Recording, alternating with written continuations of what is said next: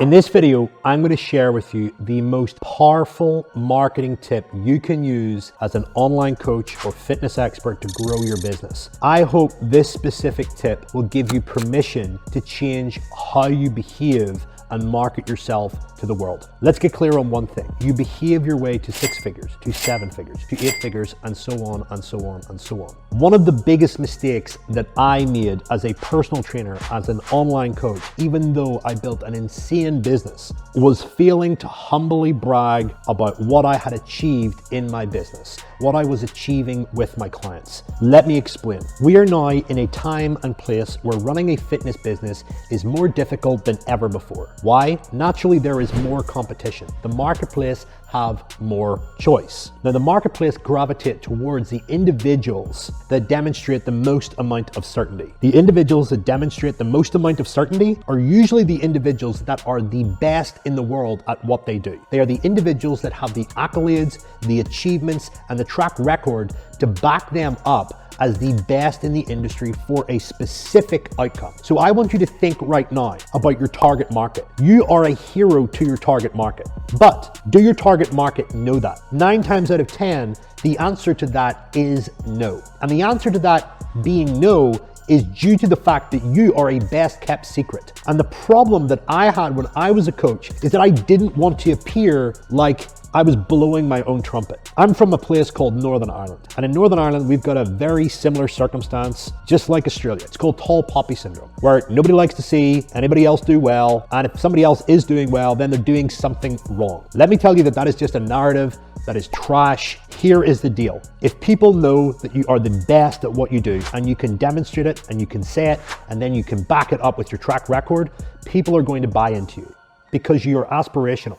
You have something that they want. You are living a life that essentially they want. So when you assume that people should know how much you've studied, when people should know how good a coach that you are, when people should know how great results that you get for your clients, but you're not showcasing all these amazing results, you're not showcasing the amount of knowledge that you have, you're not showcasing the conviction that you have in what you do, then you are assuming. And whenever you make an assumption, you are usually wrong. The more assumptions that you make in life, the more assumptions that you make in business about a specific thing is usually an indicator that you are off, because that is your truth. You gotta realize that what is true for you is not true for everyone else unless they understand you. So let me be clear on that. If you think that you are the best, and you see another coach out there that's getting paid more than you, another coach that's got far more attention, far more opportunity, and that annoys you, or that makes you feel inferior inside, that is because they have taken the responsibility to help the market get clear on who they are, what they do, and how they can help them. And they have been more consistent with it. So my message to you is very simple.